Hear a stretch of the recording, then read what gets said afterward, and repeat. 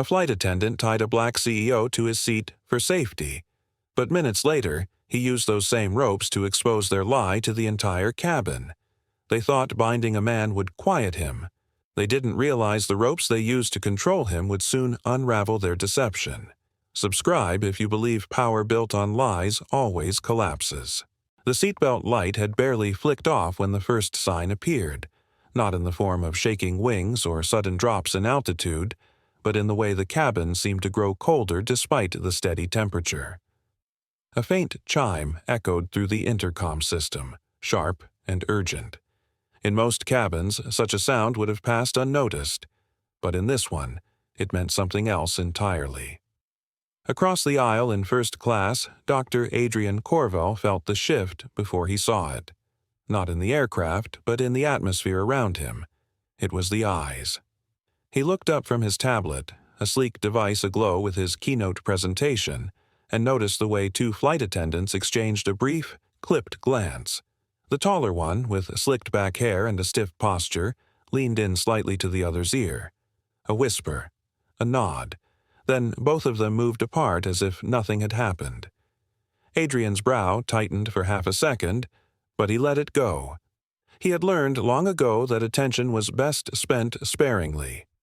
He returned his gaze to the screen, an opening slide titled The Integrity Line, exposing complicity at 36,000 feet, and resumed reading. His fingers hovered briefly over a portion of the speech he was still refining. We cannot challenge the future while sitting comfortably in silence. It was a strong line, one he knew would resonate, and perhaps provoke. But that was the point. Too many companies had built their empires on silence. Across the aisle, however, silence was anything but comfortable. Flight attendant Darren Vale stood just behind the beverage galley divider, half obscured by the curtain. His eyes were locked on Adrian with a focus that could have cut glass. The other crew member, younger and clearly less seasoned, shifted awkwardly, noticing Darren's stare. "That's him, right?" the junior attendant asked quietly, his voice barely audible beneath the low drone of the engines. Darren nodded once. "Subject A. He's the one from Noventra." The junior blinked.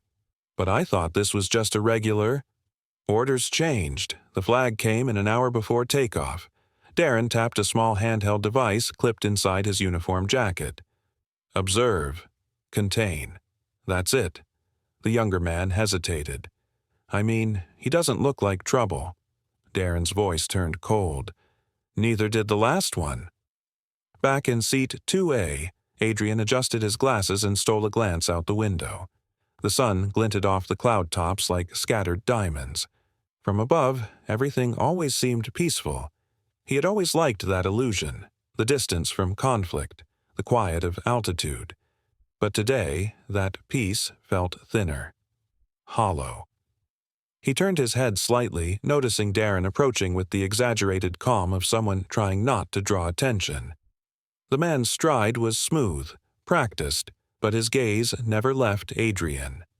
As he passed, he adjusted a panel above Adrian's seat, pretending to check a reading, but Adrian caught it, a second glance at the tablet's screen. "Is everything all right?" Adrian asked, his tone polite but edged with suspicion. Darren smiled tightly. "Just a minor system check, sir." "Nothing to worry about." His voice held the measured rhythm of someone trained to manage passengers, not engage them. Adrian nodded slowly but didn't smile back. His instincts, sharpened through years of high-stakes boardrooms and corporate deception, whispered something else. Something wasn't right. He glanced around. A few passengers were dozing. A man, 2 rows back, scrolled through his phone lazily. Across the cabin, another man, middle-aged, press badge half tucked into a coat pocket, seemed to be taking quiet interest in their interaction. Adrian filed that detail away. Then a subtle click. Adrian looked down. His tablet's connection indicator blinked out. No Wi-Fi. No signal. He refreshed it twice. Nothing. Odd. He tapped the screen, and a prompt appeared. Offline mode activated by carrier. His fingers paused over the text. That had never happened before, not with his priority network.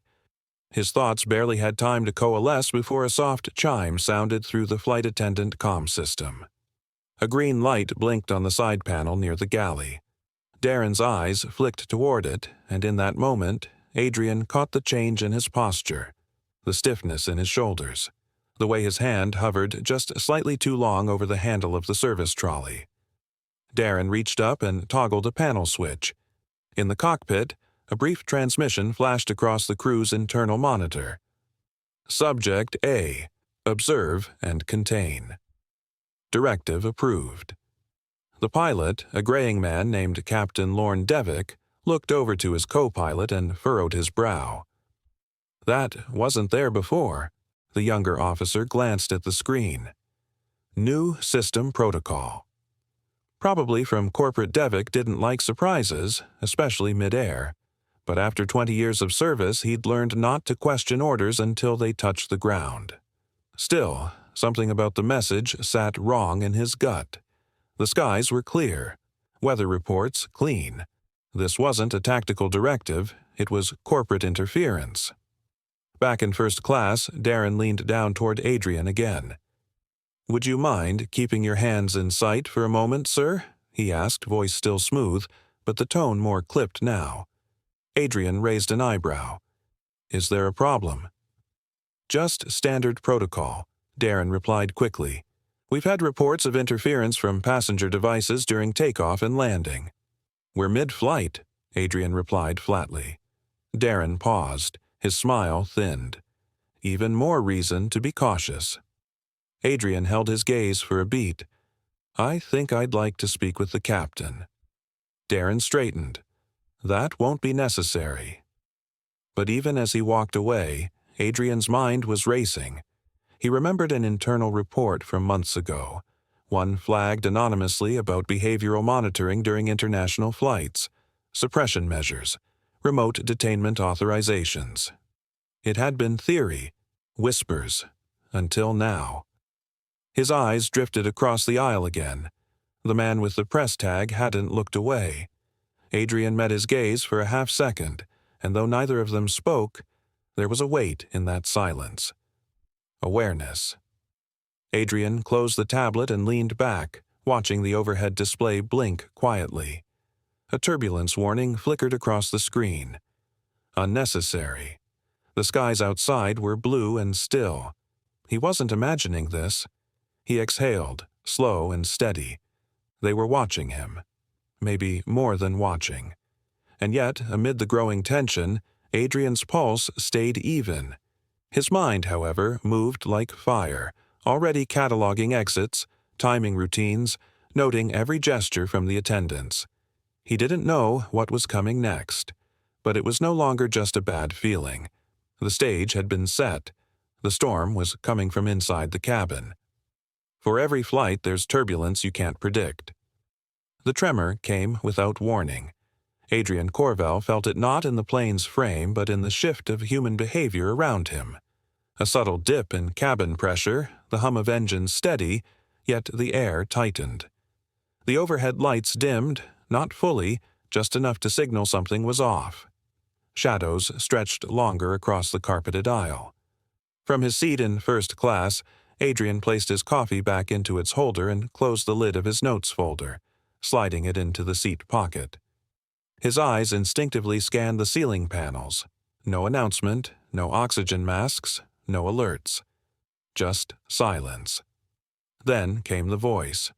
"Sir, you'll need to remain seated for safety," said Darren Vale, the flight attendant whose voice was as clipped as his expression. He stood a foot from Adrian's tray, hands folded but knuckles pale, jaw tight. Adrian raised an eyebrow but complied, nodding as he leaned back slightly. "I'm seated," he said calmly, brushing invisible lint from his slacks. But when Adrian reached down to retrieve his laptop, tucked neatly beside his briefcase, Darren's voice sharpened like a blade. "Keep your hands where I can see them." That line. It didn't fit. Not on an airplane. Not from a flight attendant. Adrian froze, the movement of his hand suspended in air. He slowly retracted it, setting it carefully on the armrest. Around them, the low murmurs of other passengers rose, like air beginning to hiss from a punctured tire. Eyes turned, heads lifted. The environment no longer felt like first class. It felt like a hearing room. "Is there a problem?" Adrian asked, his voice unshaken but edged with suspicion. "You were tampering with onboard electronics," Darren replied flatly, already tapping something on a device at his hip. No alarm sounded. No cabin crew alert flashed visibly. But something had been triggered. Tampering, Adrian thought. He hadn't even turned on the laptop. Before he could speak again, 2 additional attendants appeared, both male, both with neutral, unreadable expressions. They carried regulation restraint ropes, thick and white, coiled like serpents across their arms. "Stand down. This isn't necessary," Adrian said, remaining seated, gaze steady. But they didn't respond.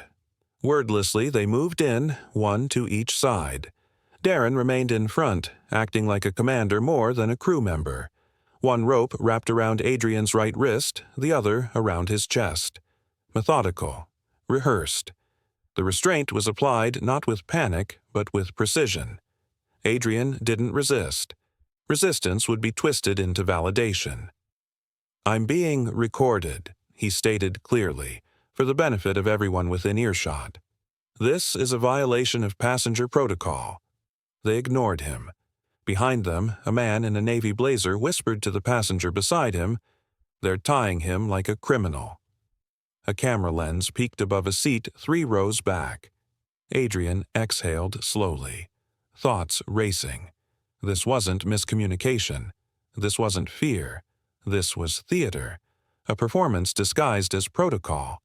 The ropes looped around his arms in practiced rhythm, one of the attendants tightening the slack across his chest.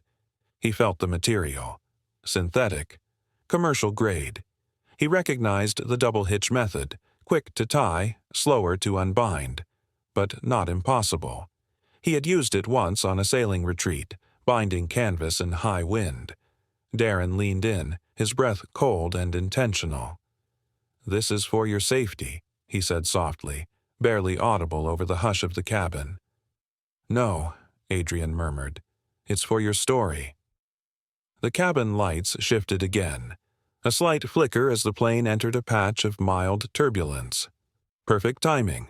Not dangerous, just enough to reinforce the illusion. Darren straightened and addressed the passengers. "Ladies and gentlemen, we've had to restrain a disruptive passenger for the safety of the cabin. Please remain calm and stay seated. A lie, but a clean one. Polished for repetition." Adrian sat motionless, arms wrapped in white rope, body bound to a plush first-class seat that now felt like a stage. His heart remained steady, but beneath that calm was calculation. The threads weren't just around his arms, they were being woven into a narrative. A man, a black CEO, restrained mid-flight, framed as dangerous. Every second that passed without resistance became data for their script. Every glance from a passenger became a line in the dialogue. The storm wasn't in the skies, it was in the spin. He searched for a single ally. Across the aisle, a man with a half-visible press tag under his blazer, mid-40s, stubbled face, quiet eyes, hadn't stopped recording. Adrian met his gaze. There was no nod, no signal, just mutual understanding. One did not stop a story in progress. One documented it. Another wave of turbulence gently rocked the fuselage. A tray crashed somewhere in economy class, followed by a brief shout. Darren used it. "Remain calm," he barked down the aisle. "This will be over shortly." Adrian knew better. The turbulence hadn't caused the crash. It had been staged, another attendant, perhaps, knocking the tray intentionally to complete the illusion. Just like the accusation. Just like the rope. Just like the message. Message. Adrian's eyes lifted subtly toward the ceiling panel above row 1C. It flickered faintly, one blink, then dark. He remembered reading about airline crew communication systems embedded in first-class consoles. Custom messages could flash between attendants without passenger view. Somewhere in the tech he once helped regulate, he was being processed, labeled, observed. His jaw tightened. His thoughts sharpened. They were not improvising. They were executing. Beneath the layers of restraint, beneath the false smiles and cabin etiquette, something cold and coordinated was unfolding. Adrian didn't need a declaration to know what it was. He was being contained. Contained for what? He thought of the USB in his briefcase, the Geneva address, the dossier detailing shadow contracts in aviation surveillance. The very companies that funded Altaris Air's rapid expansion were the ones he had flagged for public exposure. Now he was gagged without tape, framed without words, judged without court. He closed his eyes, just for a moment, not in defeat, but in recollection. Every setback in his life had taught him something: how to breathe through a storm, how to listen when others shouted, how to wait while others acted too quickly. This storm would be no different. Some knots, he thought, feeling the subtle pulse of synthetic rope against his skin, aren't meant to hold people. They're meant to hide lies. The tray crashed to the floor with a clang that pierced the cabin's tension like a shot. Cups rattled in their holders and passengers gasped as the aircraft jolted violently to the left. Oxygen masks didn't drop.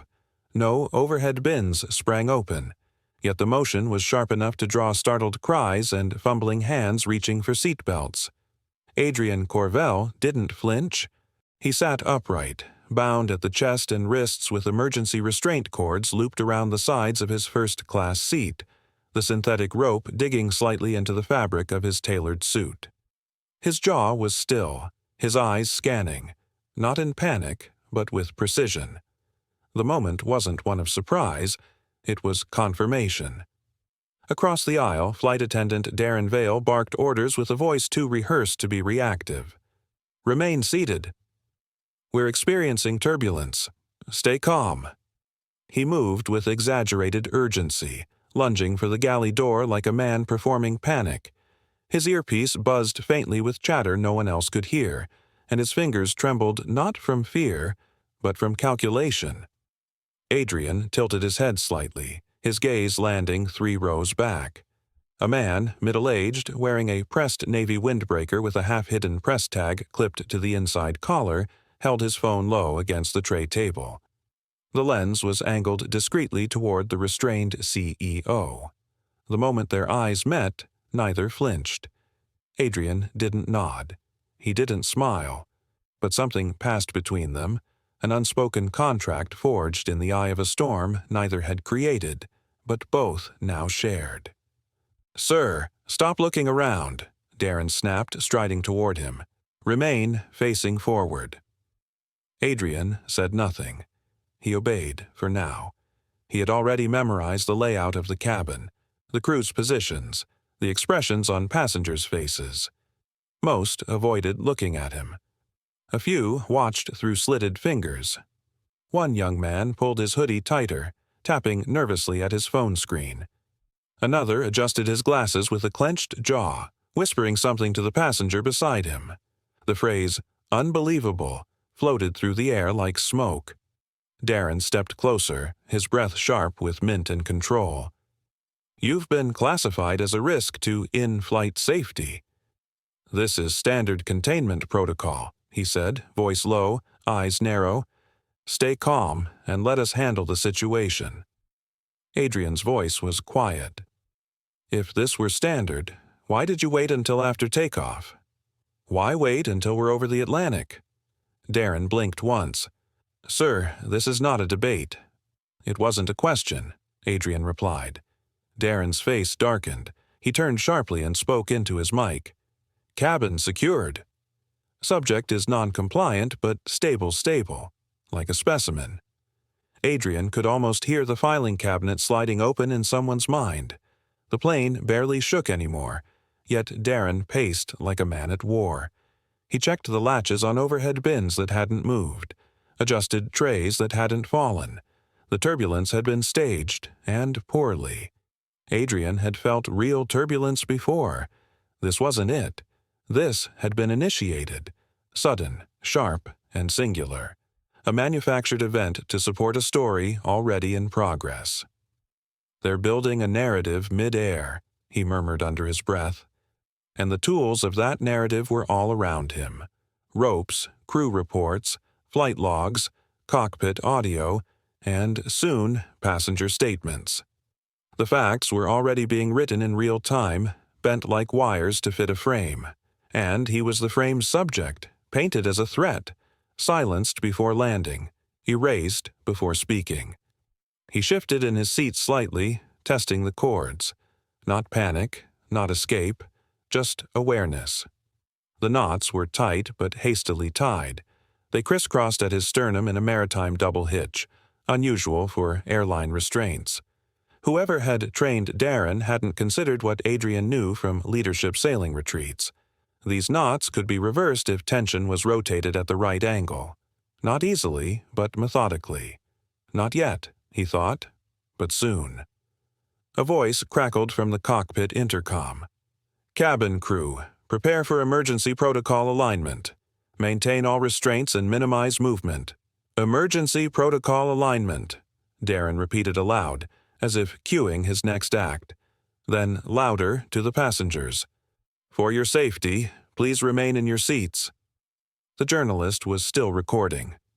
Good. Adrian's eyes closed for a moment, not to rest, but to calculate. His tablet had been confiscated, but his data was already in CloudSync. His presentation, the Integrity Line, had contained classified correlations between commercial aviation funds and covert surveillance tech. He had planned to reveal it in Geneva. Now they were trying to bury it at 30,000 feet. His face remained calm, but inside the rhythm of war drums began. Not the loud kind, the steady, strategic kind. The kind that walked alongside precision, not rage. He opened his eyes again. Darren was at the front now, conferring with two other male crew members, both nervous, both glancing back at him too often. One of them fumbled a clipboard. The other mouthed the word containment. Adrian felt the story cementing around him. He looked once more at the journalist, who this time nodded, barely. Then tilted his phone again, this time upward, as if catching Darren's gestures behind the curtain. It was enough. The flight was still hours from its scheduled destination, but already the plane had become a courtroom. And Adrian, without rising, without speaking, had already chosen to make his testimony not with volume, but with clarity.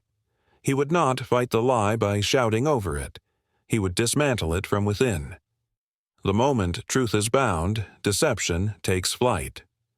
Due to passenger misconduct, we will be diverting to an alternate airport. The captain's voice cut through the quiet tension of the cabin like a blade, sterile and cold. Gasps and scattered murmurs filled the air. Heads turned, neck pillows shifted, seatbelts creaked, and at the center of it all, Dr. Adrian Corvell sat unmoving, bound in his seat like a man on trial before an audience he never chose. His wrists ached, the nylon restraint biting into his skin through his tailored cuffs, but his face remained calm, calculating. From his window seat, the clouds outside shimmered in the afternoon light, oblivious to the chaos within. Across the aisle, Darren Vale stood tall, arms folded like a proud sentry, his eyes flicking to the cabin crew, who nodded in rehearsed synchronization. It was a show now, a carefully orchestrated play, and Adrian knew his role had already been written: villain, threat, scapegoat.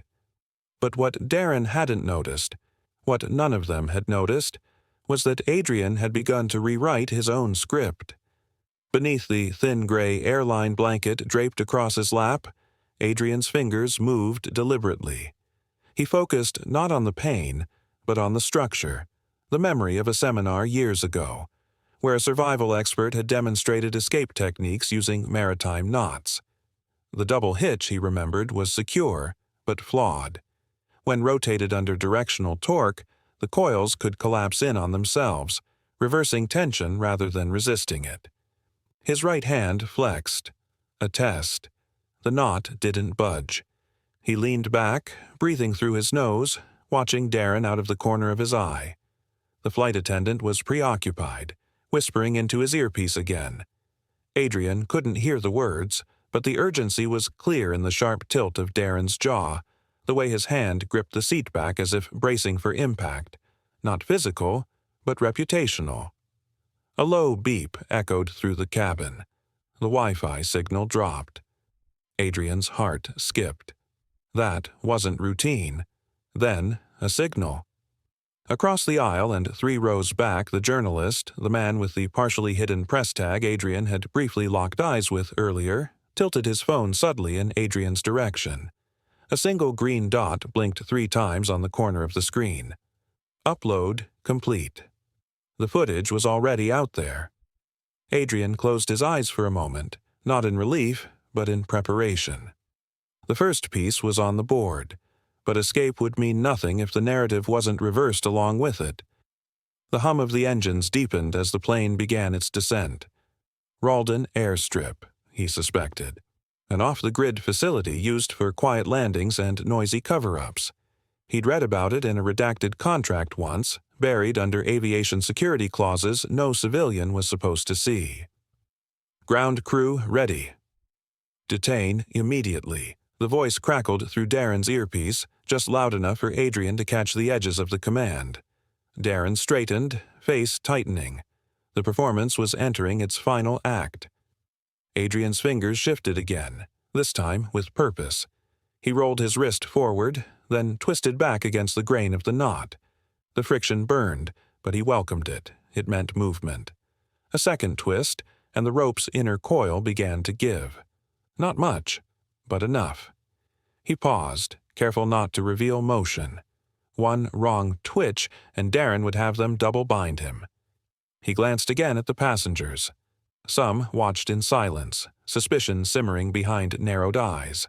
Others had begun murmuring to one another, replaying the moment he was restrained, questioning the authority they'd instinctively trusted. The narrative was fraying, and frayed stories, Adrian knew, could unravel at the slightest pull. From the intercom, another sterile warning. Remain in your seats. Cabin crew, prepare for landing.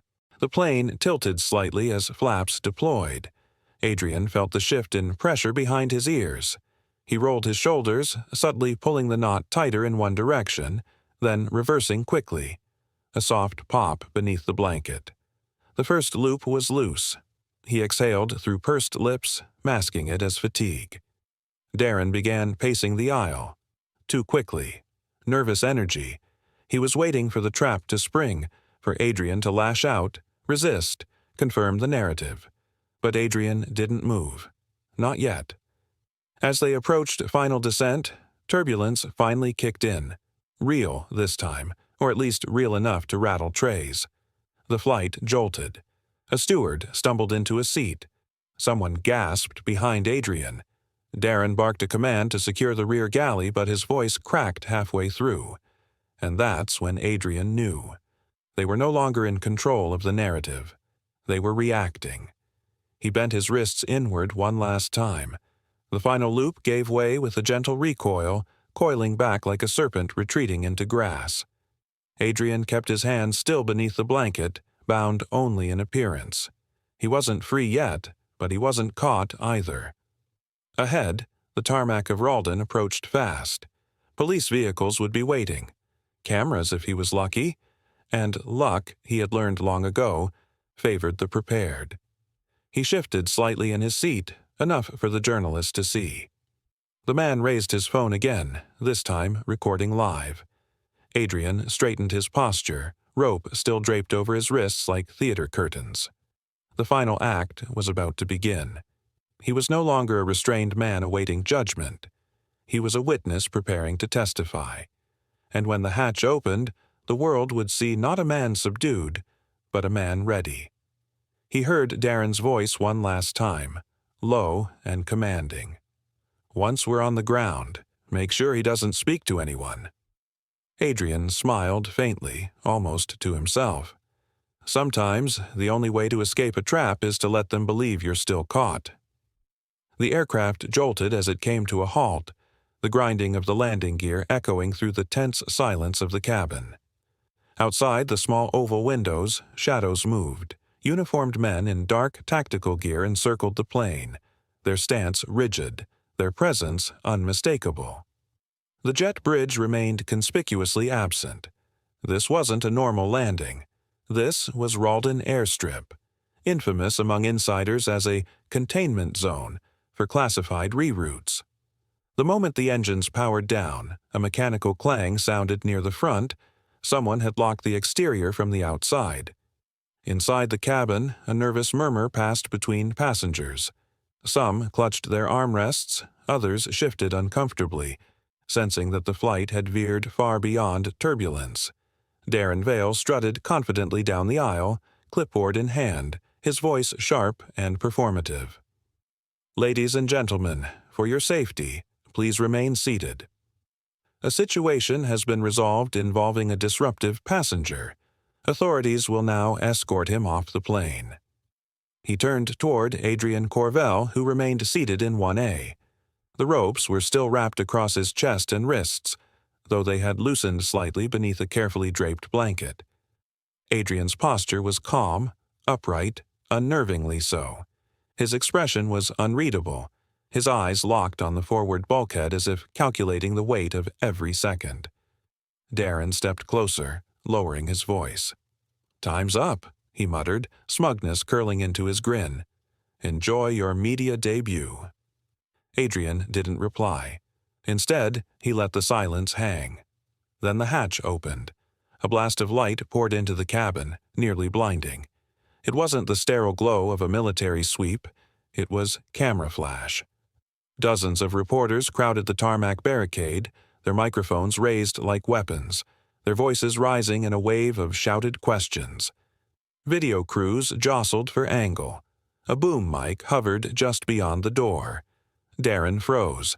His steps faltered as he peered out the door, then back toward the cabin, and then at Adrian. "No one was supposed to," he stammered. Adrian rose slowly, pushing off the armrest with deliberate grace. The blanket slid away, revealing the ropes coiled tightly across his torso. He turned to face the stunned passengers, his voice steady, deep. "You said I was restrained for safety," he said. His words sliced through the air like steel. "Let's test that safety together." Then, without warning, he shifted his weight and twisted both wrists outward. The double-hitch knot, looped expertly hours earlier beneath the guise of compliance, gave way under torque. A single, fluid motion reversed the tension. The cords slid off his arms, uncoiling like discarded lies. He held them in both hands, raising them for all to see. Gasps erupted. Cameras snapped in rapid succession. A passenger in the middle row stood, pointing. "He was tied the whole time. He never resisted," another shouted. The captain rushed forward from the cockpit, hands raised, eyes wide. "Dr. Corvell, please." Adrian turned toward him, unshaken. "I'll speak when I land, Captain," he said firmly, "not when I'm told to fall." Behind him, Darren's composure crumbled. His lips twitched, his hand fell to his side, and for a moment, he looked like a man waking from a nightmare only to find it real. The flight crew member who had stood beside him stepped back instinctively, disassociating. Adrian moved toward the open door, steps slow and intentional. The rope now hung from his right hand like a relic, a mute symbol of what had transpired. Outside, the press surged forward as officers tried to maintain a line. The roar of attention, the very storm meant to destroy him, had become his wind to rise. Reporters shouted, "Did they restrain you without cause? Was this racially motivated? What are you going to do now?" Adrian paused at the top of the stairs, turned to face the crowd inside the plane one last time. His voice didn't rise. It didn't need to. The weight of truth carried it. "If safety means silence," he said, holding up the rope so the cameras could see, "then justice must fly louder." The image of him, ropes dangling from his hands backlit by the sun, and surrounded by stunned silence, would become one of the most replayed clips in modern media history. In minutes, it would go viral under the tag hashtag #RopeDTruth, igniting a storm no crew member or executive had planned for. Some ropes were made to tie men down. Others were made to reveal who tied them. The clip hit the networks like a thunderclap. By nightfall, screens across time zones flickered with the same moment on repeat. The calm, restrained black CEO untying himself mid-flight with silent precision.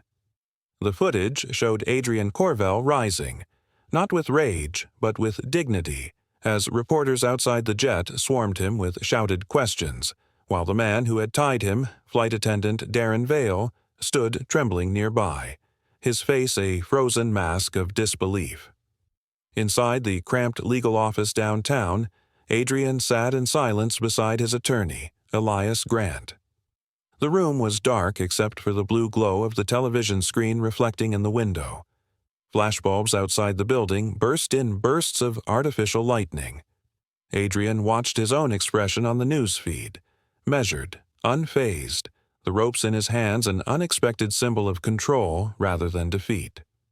Across the table, Elias paused the footage with the click of a remote. "They blinked first," he said, voice low but alert. "Altaris is bleeding." Adrian didn't answer. His fingers pressed against his temple as if trying to massage the ache behind his calm. Altaris Air had released their first statement hours earlier, a sterile paragraph claiming that Dr. Corvell became verbally aggressive when instructed to comply with standard safety protocol. But the internet wasn't interested in corporate phrasing. The hashtag #RopeDTruth was trending worldwide. Dozens of passengers from Flight 607 had come forward online, offering testimonials. Most echoed the same observation. Adrian hadn't raised his voice, hadn't resisted, hadn't even looked frightened. In one particularly damning post, a passenger uploaded blurry footage from row 14. The angle caught Darren Vale's side profile as he muttered into his earpiece before striding up the aisle. The audio was faint, but when enhanced by Mark Denner, the journalist who had quietly recorded the entire event, one line became unmistakably clear. "Contain the subject before touchdown." They weren't improvising, Elias said, scrolling through screenshots and media coverage on his tablet. This was planned, coordinated, targeted. Adrian exhaled slowly, his gaze fixed on the window. Beyond the glass, reporters lingered outside, their voices muffled but persistent. "What about Denner's upload?" Adrian asked. "Verified. Full, uncut feed. No edits. It's airtight. He even included a screen-recorded timestamp when the Wi-Fi was killed on board." Adrian nodded faintly. He wasn't surprised, only confirming what his instincts had screamed mid-flight. "They tried to erase you," Elias said, "from your own summit." Adrian turned to face him, eyes steady but heavy. "They compromised Noventra's comms 3 days ago. I told the team to reroute everything through Geneva, but—" He trailed off. He didn't need to finish the thought. If someone had intercepted his itinerary, they'd also intercepted his keynote draft. The integrity line, his initiative to expose unethical contracts in the aviation sector, had clearly made the wrong people nervous. "What exactly was in your summit data?" Elias asked, his tone shifting. Not fearful, just focused. Adrian leaned forward and unlocked his tablet. With a few taps, he pulled up a document labeled Altaris Infrastructure Allocation, Obscured Vendor Trails. "I found procurement receipts, payments funneled from a shell company to Altaris, disguised as catering expenses.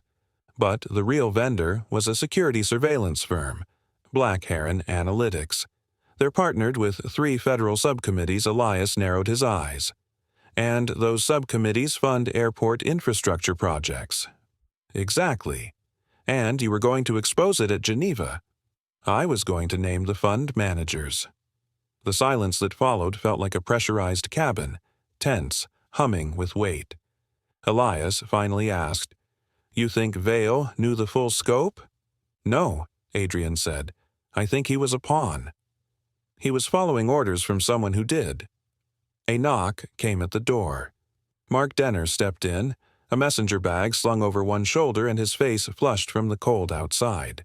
He looked both nervous and excited, like a man walking a tightrope while holding a match. I found something else, Mark said, dropping his bag onto the table. It wasn't just the flight crew involved. Look. He opened his laptop and pulled up a WAV file, low quality, rough. It was captured from his phone mic while the cabin lights were dimming. You can hear it, he said. Right, here. He hit play. The hiss of wind filled the speakers. Then static. Then a voice, calm, commanding. Subject A is active. Confirm containment before touchdown. If resistance escalates, initiate Protocol 5. Adrian's jaw tightened. That phrase again.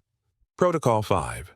It had come up once before in a redacted security memo from Naventra's old archive. Ven Directive. Mark looked up. You know it, don't you? Adrian gave the smallest nod. Enough to know this goes deeper than flight protocol. Elias leaned back, rubbing his forehead. We're not talking about a rogue airline anymore. We're talking about a corporate security complex. A network. This is a playbook they've used before. Exactly, Adrian murmured. And this time, the footage broke the loop. Outside, a thunderclap rolled low in the distance, but no rain followed, just the electricity in the air, tight and expectant. Adrian stood and walked to the window, watching the flashes of media cameras fire like distant flares. They thought the plane was the end of the story, he said, but it was just the takeoff. Elias joined him. We need to prepare a countersuit, but we also need to protect your people at Naventra. If they've already breached internal comms, they'll try again, Adrian finished. Mark quietly stepped forward. There's something else. I traced one of the earpiece signals. The ID tag matches a comm device registered to a private executive security wing, not Altaris. Naventra. The room went still. Adrian turned slowly. What did you just say? It's under Naventra's name, Mark repeated, but the registry was spoofed. Someone forged the ownership logs, but I traced the routing path. It mimics your digital signature. Elias looked stunned. They used your own name to sign the restraint protocol? Adrian's chest rose, then fell. Not rage, just recognition. They wanted to stop the message by making the messenger look like the problem. He turned back to the screen. His own face looked back at him from the paused footage, holding the ropes like proof. Outside, the flashbulbs lit the window again, pulsing white like lightning in a storm. Adrian didn't blink. When truth gains altitude, he said quietly, even storms can't bury it. The flashbulbs snapped the moment Adrian stepped onto the stage. He walked calmly to the podium, dressed in a tailored gray suit with the same restraint rope folded neatly in his hand, like an exhibit waiting for a courtroom.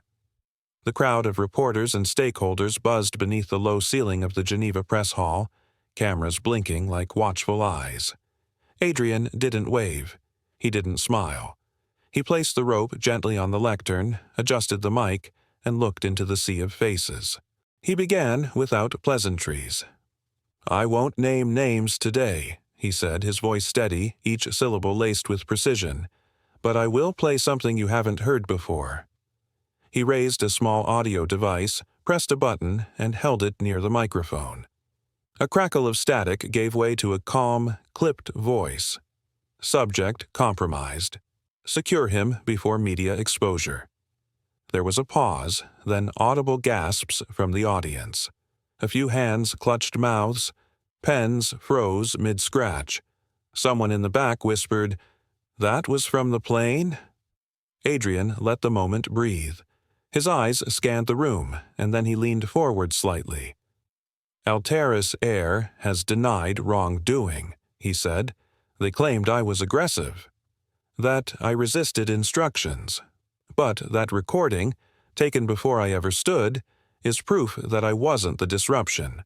I was the target. A flurry of camera clicks followed. He went on to explain, with clinical calm, how the airline's internal security division had collaborated with unnamed corporate networks. Their objective? Suppress executives who exposed financial corruption, particularly those like Adrian, who challenged ethical breaches in aviation infrastructure. Adrian's upcoming speech in Geneva, the very one he'd been restrained to prevent, would have exposed multi-million-dollar government contracts awarded under forged compliance reports. But instead of silencing me, he said, lifting the folded rope again, they handed me the microphone. Backstage, journalist Mark Denner watched from the wing, holding his press badge with one hand and a flash drive in the other. As Adrian stepped off stage to a flood of shouted questions, Mark approached quietly and guided him through the side door into a quieter hallway of the media complex. Mark spoke quickly, his voice low but urgent. "I found something you need to see. It was buried in the flight server's comm cache, took hours to decrypt." He passed over a small device, already unlocked. Adrian tapped it and read the line on the screen. Protocol Vectra. Prevent Corvell briefing. Asset Veil authorized. Adrian stared at the text. The implication sank in instantly. Darren Vale hadn't acted independently. He'd been designated as an asset, activated by something larger. This wasn't an overzealous employee. This was sanctioned interference. He looked up at Mark. Vectra? Mark nodded grimly. A ghost protocol. Corporate blacklists. It's tied to a group we've seen before. The Venn Directive. Adrian's breath slowed. He had heard whispers of the Venn Directive, a syndicate of defense contractors, telecom investors, and policy architects that operated in the gray space between legality and secrecy. Most executives dismissed them as myth. He never had. But to name them publicly, without proof, that would make him an easy target. "They want me to react," Adrian said, his eyes narrowing, "to swing wildly, accuse everyone. Then they paint me as unstable." Mark nodded. "So, what now?" Adrian turned, walking slowly toward the balcony of the building. The city of Geneva stretched before him, quiet, ordered, unaware of the storm circling overhead. "They used the plane as their stage," Adrian said. "They controlled the script, the cast, the audience." He glanced back at Mark, then at Elias Grant, who had just joined them from the adjacent corridor, his expression equally grim. "But if they want a stage," Adrian said, his tone shifting into something sharper, more deliberate, "let's give them their stage." Mark blinked. "You mean, expose them?" "No," Adrian replied, stepping back inside, retrieving the rope from the podium before the next group could enter. "Not yet." He turned to Elias. "We let them believe we're still gathering.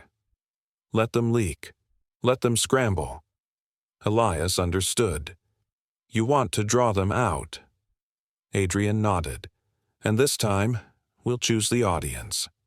He looked once more at the rope in his hand, the same one used to discredit him. Now a symbol. Now a weapon. "Justice doesn't begin in court," he said quietly, voice low enough that only the two men beside him could hear. "It begins in the silence that people mistake for surrender."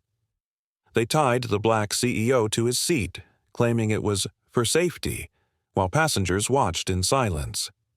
If you believe authority without respect becomes abuse, hit subscribe now, because justice never stays silent. The encrypted file arrived just after midnight. Adrian Corvell sat in the dim light of his study, the flicker of the desk lamp reflecting off his glasses. The room was quiet, the silence broken only by the faint hum of the air purifier in the corner and the occasional rustle of wind against the windows. His fingers hovered over the keyboard, the lines of code and financial records on the screen blurring together after hours of sifting. Then came the ping, a secure notification from Elias Grant. "Adrian," the message read, "I found something. Meet me. Now." The tension was immediate, like a wire pulled taut in his chest. Adrian grabbed his coat and left the apartment without hesitation. The safe house Elias used wasn't far, just a nondescript building on the edge of the financial district where no one asked questions. The elevator creaked as it ascended, each floor feeling heavier than the last. When the doors slid open, Elias was already waiting, his sleeves rolled up, his tie loosened, his laptop open beside stacks of printed contracts and bank logs. He didn't say hello. Instead, he turned the screen toward Adrian. "There's a transaction," Elias said, his voice low, shaking. "It's buried under 5 dummy corporations. The authorization code matches your executive signature." Adrian narrowed his eyes, stepping closer. "What kind of transaction?" Elias tapped a few keys. The screen displayed a digital order titled Passenger Safety Compliance, Directive Alpha Restraint Authorization. It was dated 2 days before the flight. Adrian's breath caught in his throat. "It's forged," Elias said, barely containing the tremor in his voice. "They faked your consent, made it look like you ordered your own restraint." The silence in the room turned heavy, electric. Adrian leaned over the laptop, reading every line. The digital signature was perfect. The formatting matched Naventra Systems' protocols. Even the metadata appeared clean. But it was wrong. He had never authorized such an order, and the implication struck him like a blow to the chest. "This wasn't just about humiliating you," Elias continued, his voice gaining urgency. "It was identity erasure. They're trying to rewrite your intent, erase your credibility from the inside out." Adrian backed away from the screen, his mind spiraling through the chain of events. The restraint, the broadcasted lies, the fabricated aggression, they weren't just reputational weapons. They were designed to make the world question whether Adrian Corvell had snapped under pressure, had lost integrity, or worse, had engineered the whole thing himself. A carefully crafted lie dressed in digital truth. "They wanted to make it look like I approved my own restraint," Adrian whispered, a bitter clarity settling into his bones. For a moment, neither man spoke. Then Adrian turned, walking toward the window, the city skyline glowing under a thin veil of fog. The hum of passing traffic below felt distant, like static on a forgotten channel. "What do we do now?" Elias asked behind him. Adrian's hands clenched at his sides, but his voice was steady. "We make them regret forging my name." That night marked the birth of Project Linefall. In a secluded tech lab beneath an old bank complex owned by Naventra, Adrian and Elias gathered their trusted analyst contacts. Mark Denner arrived shortly after, pulling off his press badge and rolling up his sleeves. The journalist-turned-investigator had already traced 3 offshore accounts tied to Alteris Air's behavioral compliance unit. But this was a new level of sabotage. The plan was simple in concept, but dangerous in execution. Expose the forged authorization by cross-referencing every shred of metadata from the flight's security systems. That included the cabin surveillance, audio timestamps, biometric door logs, even the timing of Wi-Fi signal drops during the live upload. But the real target was the forged signature, the keystone. "Every document leaves a trail," Adrian explained to the small team, his tone sharp and precise. "We'll find discrepancies. Signature overlays, pressure inconsistencies, even minor timing errors in the encryption chain." Mark raised an eyebrow. "But that only proves the doc was tampered with." "Not who ordered it." Adrian turned toward a digital display showing lines of blurred surveillance from the flight. "Then we don't just expose the forgery, we link it to the system that made it possible." The goal wasn't just to defend his name, it was to dismantle the tool that allowed someone to steal it. As the hours passed, the team worked in focused silence. Adrian's eyes rarely left the screen. Every algorithm they built, every trace they followed was another thread pulling back the curtain. They discovered that the forged document had been uploaded to a relay server 23 minutes after Adrian's personal network was shut down en route to the airport. That timing proved someone had access to his credentials before he boarded. More chilling, the flight's digital control feed showed an access point connecting to Naventra's secure document chain, tagged to a ghost signature linked to an inactive badge. A badge that once belonged to Adrian's former lead developer, presumed missing after a whistleblower incident 6 months earlier. "They didn't just use your name," Elias muttered, staring at the data feed. "They built a ghost version of you." Adrian looked at his reflection in the dark screen, his own eyes staring back like a stranger's. "Then we bring the ghost into the light." At sunrise, Adrian sat alone in the quiet room. His fingers traced the edge of the original rope used to restrain him, now coiled like a snake beside his encrypted tablet. His mind was calm but braced for war. He pressed a key, bringing up the first compiled asset of Project Linefall, a real-time reconstruction of the forged document's path, from fake signature to delivery channel to the cockpit's acknowledgement terminal. His heart didn't race. It anchored. "If they used my name to bind me," he said, staring into the dawn outside the window, "then my name will unbind them." The courtroom fell into a tense stillness as Adrian Corvell stepped forward to the witness stand. The air was thick with anticipation, the fluorescent lights overhead humming softly above rows of government officials, media correspondents, and Altaris Air executives whose gazes darted between the defense table and the man they once tried to silence. A security detail flanked both sides of the room, standard protocol after the judge granted emergency protection to Adrian and his legal team, citing credible threats linked to the recently uncovered Venn directive. But the real battle was not just security, it was perception. Outside the courthouse, protests swelled against surveillance in the skies. Inside, Altaris Air's defense team moved with rehearsed confidence. The lead attorney, Marshall Dalen, adjusted his tie and leaned into the microphone. "Dr. Corvell," he began, voice polite but dripping with skepticism, "you claim to have been restrained without provocation. Yet you admit to having reached for electronic equipment during turbulence." Adrian's face remained calm, but his fingers clasped the edge of the witness box with deliberate control. "I reached for a laptop." "That's not a crime," he replied. Murmurs broke out behind the glass gallery.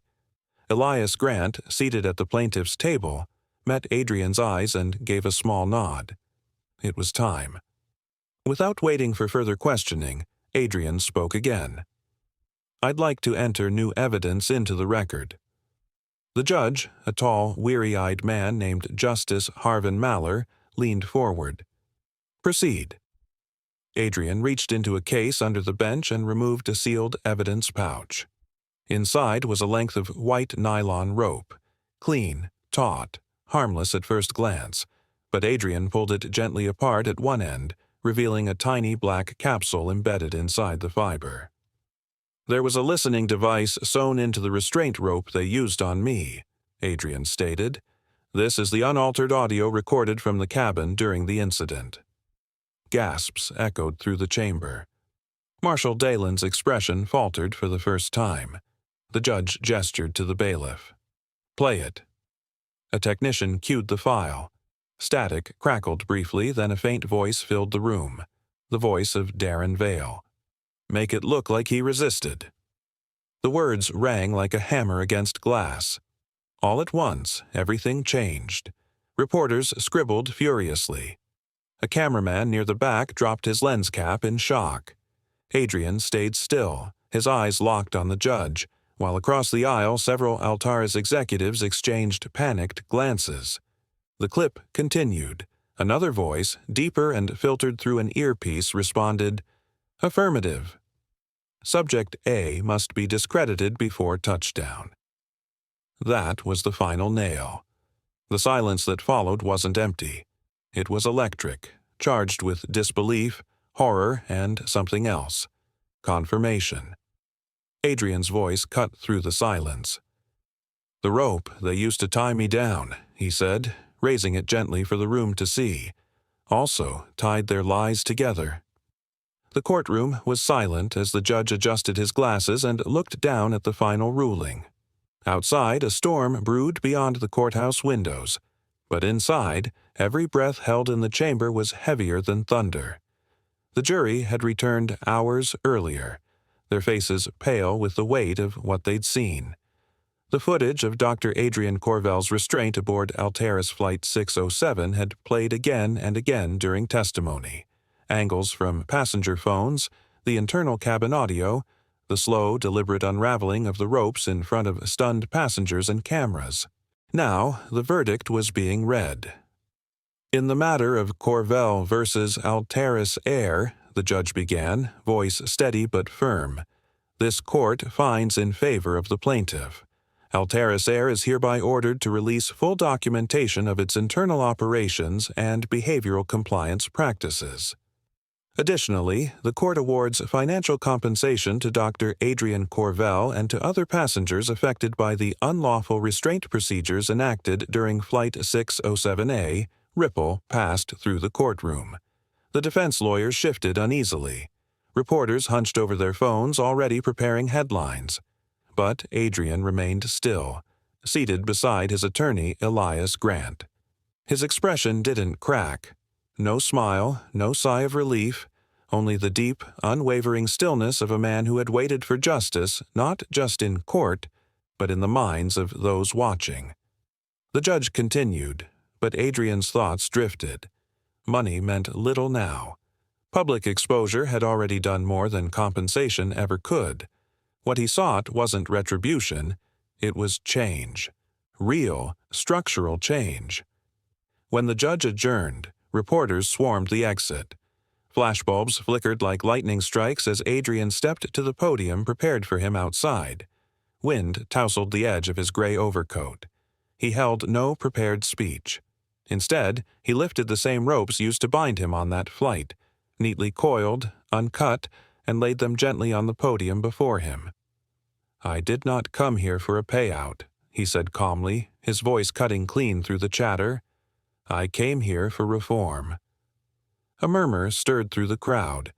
Behind him, Elias watched closely, knowing what was coming next. They had discussed this only the night before, over coffee in a quiet apartment 2 blocks from the courthouse. "If Altaris Air agrees to establish an independent ethics board," Adrian continued, "funded by a publicly transparent oversight committee, I will waive the majority of my settlement." A journalist stumbled forward. "You're giving up the money?" Adrian's gaze didn't waver. "You can't buy trust," he said, his voice lowering with quiet intensity. "You rebuild it." The statement struck hard. For a full second, there was only silence, then a burst of shudders and the rising chorus of questions. But Adrian stepped back, refusing to grandstand. He left the ropes behind, a symbol and a warning. Later that week, federal agents traced Darren Vale to a remote fishing village along the coast of Maine. The town, sleepy and fog-wrapped, had no idea who he was. He went by the name Daniel Varon, wore a fisherman's cap low over his eyes, and paid in cash. But someone had noticed his twitch, the nervous way he looked at security cameras, the way he avoided phone calls. A former naval officer turned postmaster saw the Altaris story on TV and recognized the voice when Daniel came in to mail a package. Agents stormed the small dockside home before sunrise. Darren didn't resist. He was sitting at a kitchen table, fingers wrapped around a lukewarm cup of coffee, staring at the wall. His expression was blank, not afraid, not surprised, just resigned. One of the agents slid a tablet in front of him. The viral video played. Adrian, standing on the plane, lifting the rope with steady hands. Darren's shoulders slumped. He didn't say a word until the clip ended. Then, staring at his reflection in the black screen, he muttered, "I just followed orders." An agent leaned closer. "Is that your defense?" Darren didn't answer. Instead, he let his head fall into his hands. His voice was barely audible, cracked with something deeper than guilt.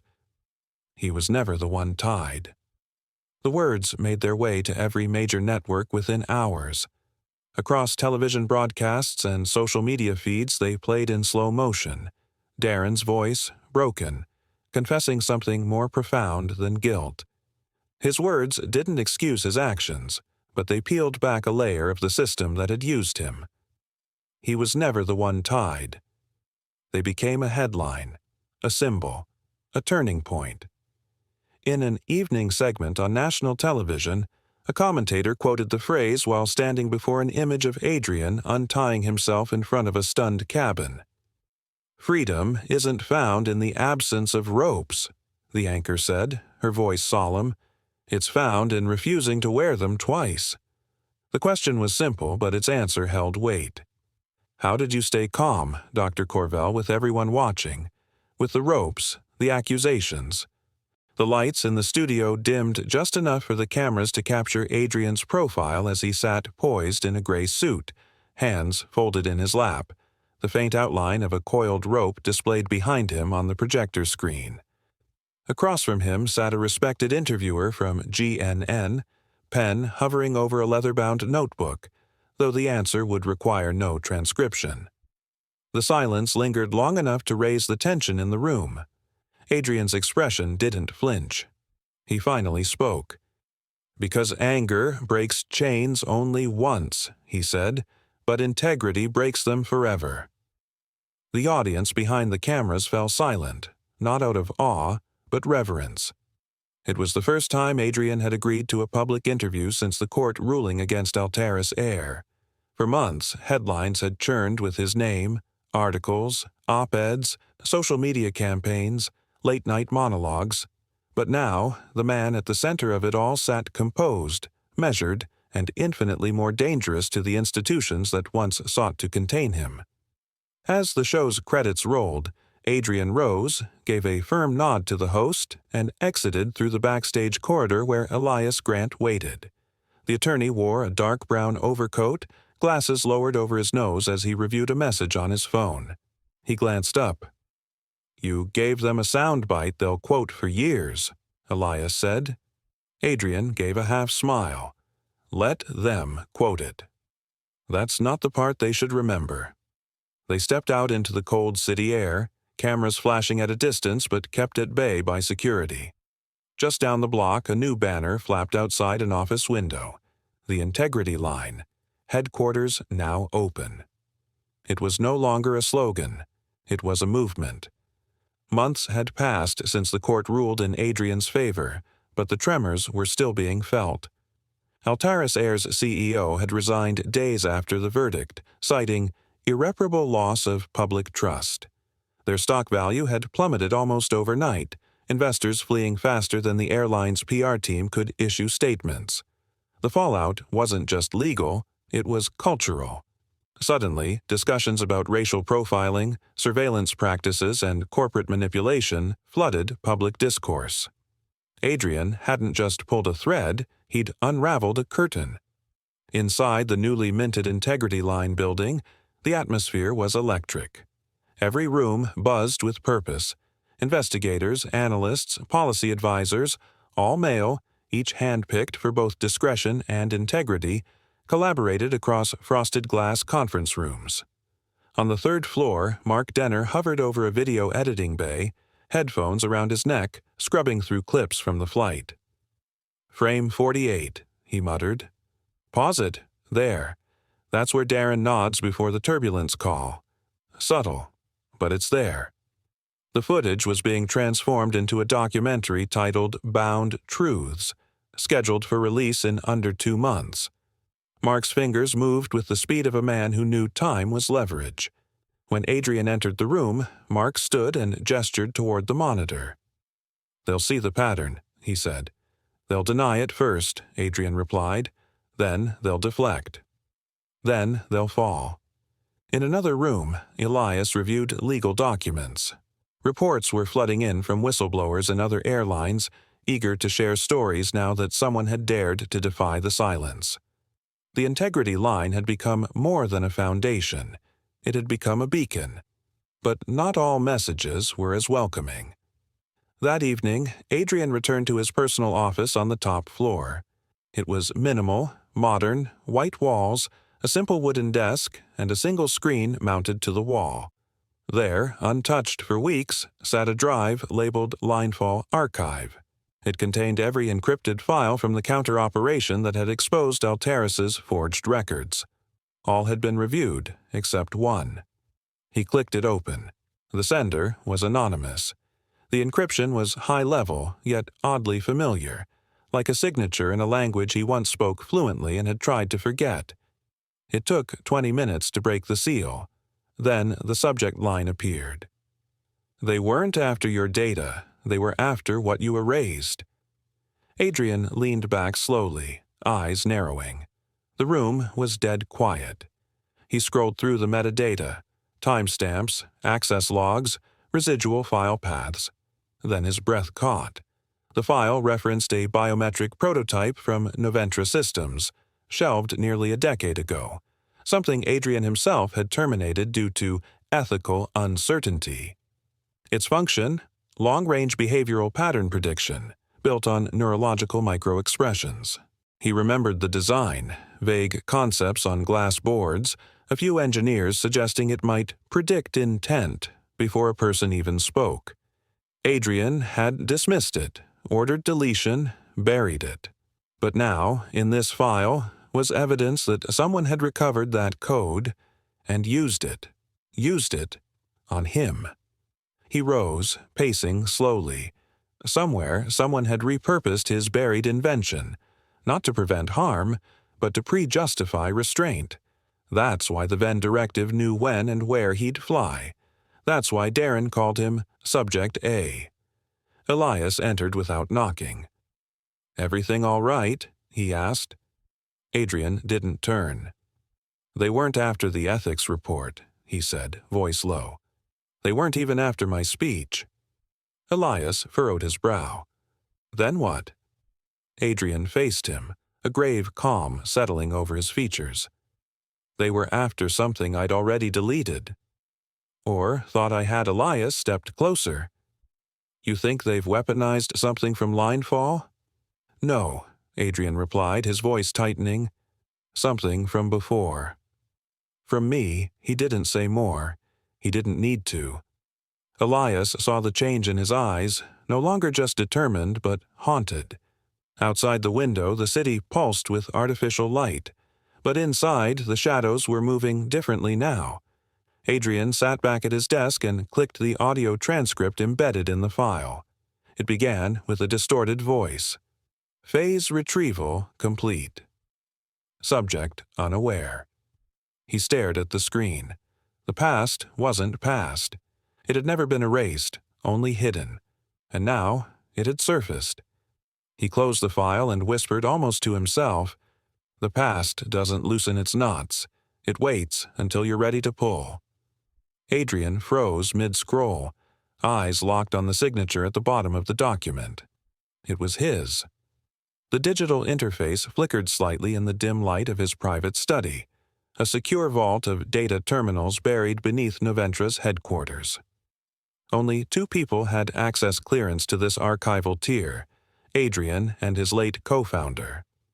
The air was still. The only sound the rhythmic click of his thumb scrolling through a series of encrypted files that had just been unearthed under the project label. Vector map, _behave index. The date stamped the file nearly 7 years ago. The contract had been classified under biometric hardware testing, then quietly reassigned to a shadow entity, the Venn directive. On screen, the internal schematic glowed.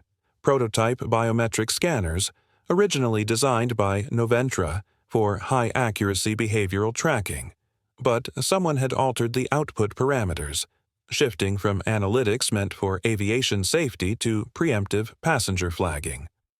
Adrian's breath slowed. The facial recognition algorithm had been modified to include a risk profile filter. Its key variables, stress markers, micro-movements, vocal tone under questioning, and, chillingly, travel pattern anomalies linked to executive roles and racial identifiers. He looked closer. A list of flagged profiles flashed by, anonymized data chains. But one caught his eye. He ran a secondary diagnostic. It was his travel frequency, solo bookings, data security protocols, matched a threat index score that auto-categorized him as a potential disruptor, and it had been triggered by the very system his company helped build. Adrian's throat tightened. He hadn't been randomly selected on Flight 607. He'd been targeted by an algorithm that bore his own engineering signature. He stood abruptly, knocking over a half-drunk glass of water. The crash echoed like judgment. Moments later, Elias arrived. Adrian didn't wait to greet him. "They didn't choose me by accident," he said quietly, face pale under the harsh light. "They used our scanners, the ones we sold for airline security trials." Elias set his briefcase down gently. "I thought those were decommissioned after beta." "They weren't," Adrian replied. "They were repurposed and fed into a closed behavioral index funded through Shell contracts. They're profiling black executives. They built prejudice into protocol." Elias's expression darkened. "Adrian." "I built the doors they walked through," Adrian interrupted, his voice low, steady, haunted. Elias stepped forward. "You didn't write the rules behind the doors. You didn't turn tools into weapons. You didn't create the injustice. You exposed it." Adrian's silence said otherwise. Later that night, he sat before 3 synced terminals. The room was lit only by the glow of code streaming down the glass. His fingers moved with mechanical calm as he opened a fresh node, Project Linefall.